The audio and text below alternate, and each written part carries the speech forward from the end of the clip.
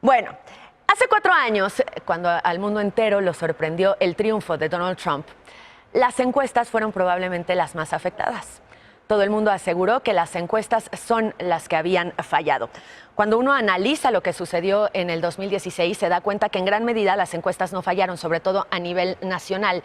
Lo que pudo haber ocurrido, y nos lo explicarán con más detalle mis invitados del día de hoy, es que hay sectores de la población que no fueron encuestados y sobre todo que las encuestas locales, ya sabe usted que los estados tienen un peso específico, cuentan mucho, no fueron tampoco tomados en cuenta. Así que les agradezco muchísimo, ya les decía, a Roy Campos, presidente de Consulta Mitofsky, y a Alejandro Moreno, el director de encuestas del diario El Financiero, que me acompañen esta mañana de forma virtual y telefónica. Tenemos problemas de conexión, pero están los dos conmigo y se los agradezco mucho. Alejandro, Roy, ¿cómo estás, Roy?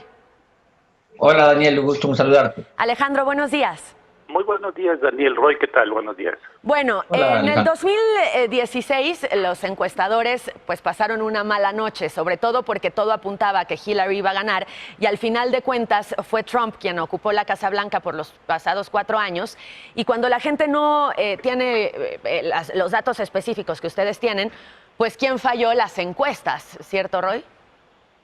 Sí, claro, y creo que nuevamente, ¿eh? No sé, Alejandro, a ver, mira, el juicio que podemos hacer de las encuestas hoy es un poco más suave que el que podríamos haber hecho el martes en la noche, pero aún así, afirmo, las encuestas fallaron, tanto, incluso peor que en el 2016, porque a nivel nacional fallaron también. En el 2016 nacional no fue. Hoy, por ejemplo, podemos ver las encuestas que se publicaron, ninguna le dio 48 puntos a Trump. Ninguna. Estaba en el rango de 39 a 47. Y hoy se sale todo y supera todas las estimaciones que le habían dado. Entonces, creo que todas subestimaron el peso de Donald Trump. Alejandro, ¿se equivocaron las encuestas en el 2016 y en este 2020? Gracias, Daniel. Mira, yo creo que es muy importante hacer una revisión siempre después de las elecciones, y aquí voy a tender a discrepar un poco de Roy Campos. No es poco común, a veces estamos en desacuerdo y es saludable. Yo creo que se está sobreestimando el error de las encuestas, hay que ponerle datos, me parece que la profesión va a ser muy cuidadosa, está en juego la credibilidad, pero hay que hacerlo de manera adecuada.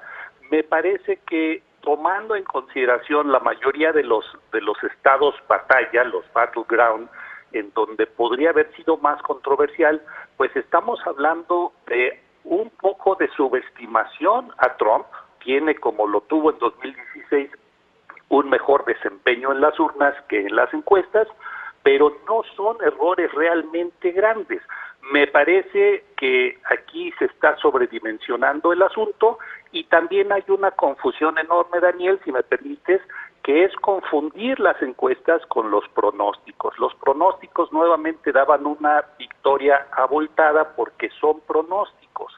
El decir Biden tiene 90% de probabilidades de triunfo no quiere decir que vaya a ganar con 90% del voto. Ahí tenemos una lectura distinta.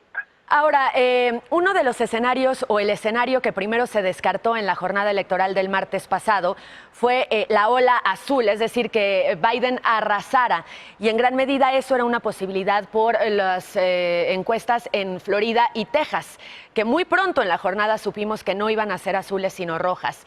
Y entonces el pánico colectivo entró en el mundo entero pensando que la sorpresa se iba a dar de nueva cuenta, Roy. A ver, sí, mira, Alejandro tiene un punto. Esta idea de la ola azul se generó por culpa de los pronosticadores, no tanto de las encuestas. Los pronosticadores te decían 90% de probabilidades, y entonces esto se va a decidir muy rápido y por mucho. Entonces, los pronosticadores, igual que en el 2016, generaron una falsa idea de que la encuesta estaba muy abierta, y no estaba tan abierta. Pero cuando tú hablas de los estados, ahí sí el problema. Por ejemplo, tú hablas de Ohio y Texas. Ahí los errores fueron fuertes. Decían, no está decidido, y en Ohio gana por 8 y en Texas gana por 6, que sí estaban decididos. Pero igual, en Maine gana por 11 puntos Biden y nos habían dicho que estaba cerrado. En New Hampshire 8, en Virginia 9. Sí hay al menos 16 de los 51 estados con problemas de medición. Ahora, también es cierto que este final sí se adelantaba. porque los estados que estamos esperando sí nos dijeron vienen sin ganador definido no tanto Georgia, North Carolina, Arizona, Nevada, tanto Michigan, Wisconsin, todos nos avisaron, tengan cuidado ahí, no hay ganador, se van hasta el final. Entonces, el final que estamos viviendo nos lo advirtieron, pero durante la jornada vimos definiciones que no se esperaban tan rápido. Alejandro, ¿qué pasó en estos estados fundamentales y que además cambiaron el ánimo en la noche electoral? Florida, Ohio, Texas. Claro que sí, mira, yo creo que sí había esta idea de la ola azul, que efectivamente coincido aquí sí con Roy, se genera a partir de los pronósticos, pero creo que nos faltó paciencia, sabíamos que esto iba a tener swings en la noche de un lado para otro con competencias tan cerradas, y yo creo que se llegaron a conclusiones demasiado rápido. Si vemos las encuestas preelectorales en Florida, Daniel, por ejemplo, pues solamente se tiene una desviación, el error de una décima con respecto a Biden y de 4 puntos con respecto a Trump, en promedio 2 puntos, sí es importante 4, pero está todavía en la rayita de lo aceptable. En Texas es lo mismo exactamente. Creo que aquí el asunto de los pronósticos de nuevamente está poniéndole ruido a la evaluación de las encuestas, pero de nuevo, con paciencia y viendo lo que pasó ya ex post con los datos en la mano, creo que incluso podríamos decir que hasta los pronósticos estuvieron bien en esta ocasión. El problema que existe en Estados Unidos en gran medida es eso, cómo van llegando los resultados y que pareciera por momentos que un candidato va arrasando, por otros que el otro va arrasando, pero sí, como bien lo decías Alejandro y como lo platicábamos con Ariel, si Joe Biden ganara por lo menos 3 de los 4 de los 5 estados para algunos medios que quedan, pues tendría una diferencia brutal, es decir, sí sería un resultado sumamente holgado a favor de Biden. Sí, yo creo mira, que... si gana... No, perdón, Alejandro. Alejandro. Discúlpame, Roy, me metí, perdón. Yo creo que efectivamente, si de los 5 estados probablemente que quedan pendientes se van del lado azul, pues íbamos a tener un escenario con Biden por arriba de los 300 votos electorales, probablemente hasta 311. Hay que esperar. Yo creo que tanto la evaluación de lo electoral como de las propias encuestas, pues tiene que tener también paciencia, tener los datos todos juntos a la mano, ya finalizados, ya revisados, ya validados, y ahí sí ver qué se equivocó, qué no. Y me parece, Daniel, que si hubo empresas y si hubo métodos de realización de encuestas que realmente fallaron, hay que señalarlos. Pero creo que sí es un error meter en la bolsa genérica de se equivocaron las encuestas, porque lo que yo estoy viendo en los datos realmente no va por ahí. Roy. A ver, mira, tiene razón Alejandro, hay que hacer un análisis posterior e incluso esperar las explicaciones, ¿no? Porque en 2016 sí hubo de alguna manera alguna explicación de qué es lo que falló y por qué subestimaron a Trump. Hoy nuevamente hay una subestimación de Trump, aunque se diga que no, pero sí, incluso en el voto nacional. No todas las empresas igual, porque hay que decir, no es que se hayan equivocado las encuestas, se equivocaron los encuestadores norteamericanos que hicieron encuestas, unos más, unos menos, y había que hacerlo. Una explicación probable son los fenómenos que hoy ocurrieron que no habían ocurrido. Uno, la altísima participación, ¿no? La mayor en un siglo de la participación, que tal vez no identificaron los likely voters, los probables votantes tantos. Y 2, el voto adelantado. Que el voto adelantado, ese es el que generó la idea el martes de que se estaban equivocando de más. Cuando ya llega el voto adelantado, empieza uno a corregir y no es el error tan grave como decía Alejandro. Entonces, pero estos dos fenómenos, la alta participación y el voto adelantado, que hizo votar a segmentos que tal vez no hubieran votado sin voto adelantado, puede ser la explicación de algunas de las subestimaciones de Trump. Ha habido artículos en la prensa estadounidense en estos 2 días durísimos en contra de las encuestas. Leía yo un par, por lo menos en The Atlantic. Uno de ellos tiene nada más y nada menos que de cabeza: la crisis en las encuestas es una catástrofe para la democracia americana.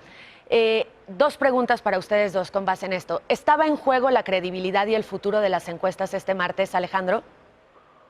Yo creo, Daniel, que siempre está en juego, siempre está en juego. Es una de las bellezas, desde mi punto de vista, de estos ejercicios, que estamos bajo escrutinio constante, bajo la expectativa de que las encuestas tienen que dar una enorme exactitud. Sin embargo, tienen un factor de incertidumbre en torno a un fenómeno incierto que son las elecciones. Por naturaleza vamos a tener incertidumbre. En nuestro afán por darle certidumbre a las cosas, me parece que sí se le da una lectura equivocada a veces a las encuestas. Y en el artículo de Atlantic de David Graham, que también leí, me parece que hace unas acusaciones muy fuertes, muy importantes, hay que tomarlas en cuenta, pero le falta un pequeño detalle a Graham. No presenta absolutamente evidencia de los errores de las encuestas. Creo que los críticos de las encuestas tendrán que abonar evidencia. ¿Hay crisis en las encuestas, Roy? Mira, yo creo que en esta el problema es que se esperaba mucho más después del 16. Es solo el problema. Si el 16 hubieran estado perfectos, aquí hubiéramos tenido otro análisis. Pero creíamos que después del 16 había habido correcciones. Es nada más por eso. Pero hay fenómenos nuevos y hay que esperar explicaciones y evidencias. No se van a poder salvar de una crítica. No se van a poder salvar porque en los estados, hay estados que nos dijeron vienen competidos y Virginia 9 puntos, o sea, y esos no se van a poder salvar más allá del voto nacional. No es que haya crisis. Voy a utilizar una analogía de nuestro colega Jorge Buendía, donde las encuestas son como los aviones, ¿no? La noticia no es los miles y millones de aterrizajes correctos, sino cuando hay un aterrizaje que tiene un problema, esa es la noticia, ¿no? Claro. Sin embargo, cuando vuelves a tener que viajar, vas a viajar en avión. Bueno, pues yo les agradezco mucho. Vamos a esperar a que se cierren los resultados en estos 4 o 5 estados para algunos que faltan y con eso cruzar ya por completo los datos que había en las encuestas y los resultados finales para tener un análisis ya completito de qué tal les fue después del susto que se llevaron y que nos dejó los 4 años de presidencia de Donald Trump. Gracias, Alejandro. Gracias, Daniel. Hasta luego, Alejandro. Gusto saludarlos. Gracias, Roy. Es Alejandro Moreno, director de las encuestas del diario El Financiero, y Roy Campos, presidente de Grupo Mitofsky.